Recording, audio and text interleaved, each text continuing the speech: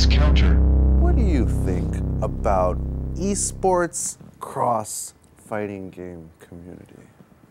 Well, you see, as it stands, I like how it's already separated in terms of you have to say eSports cross fighting game community. You know, because fighting game community is not eSports. It's very separate. It's very separate. And I mean, I don't like the term eSports. That's fine. I think it's a terrible, terrible term. Semantics. Yeah.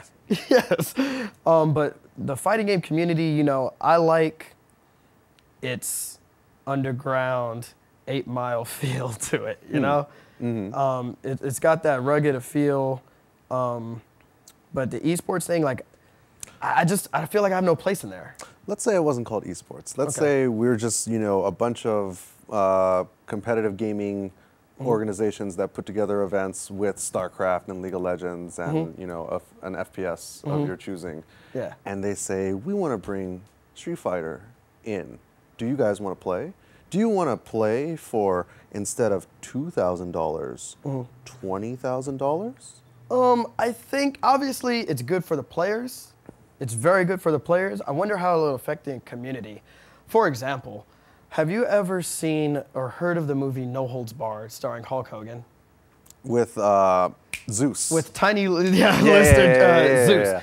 And everybody thought that that was the most amazing thing in the world. When Zeus was fighting in that underground ring environment and everything, just choking Hogan out. Do you remember when Zeus actually entered professional wrestling and how lame it was? Vaguely. It was terrible. You know, and I think if you take, let's just say, Mr. N. Wolfkrone, and you know, you put him into that professional, if you will, environment, there's a possibility that that could happen. I mean, you know, we're used to seeing him, you know, on the floor next to, you know, 1,000 people in the room chanting his name, possibly doing side bets, maybe not, you know. I don't know. There's no confirmation of that. I don't know. Shout outs to Mr. Abraham Sotelo. Mr. Sotelo. Mr. Sotelo. But, you know, if that environment's gone, I don't know how it would affect everybody. You know, I would love to see Mr. N. Wolfkrone making like 80 G's just for playing, but that's what we all want. I just don't know what kind of effect it will have on the community as a whole.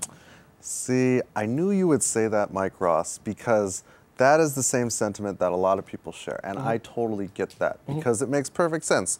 Okay, you add an extra 0 to the prize pool, and the cost of that is that everybody is now subject to, let's say, the corporate rules, corporate sponsorship rules. Right. Well, you know, we got to tone down the language.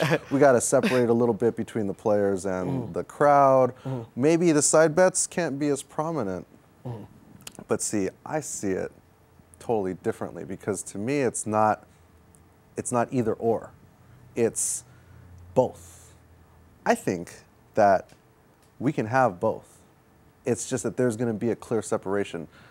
Very similar to when U2 comes to town, they play at the Staples Center, right? But when, you know, like, insert favorite dubstep artist here, they're not playing there, they're playing at the Music Box. Right.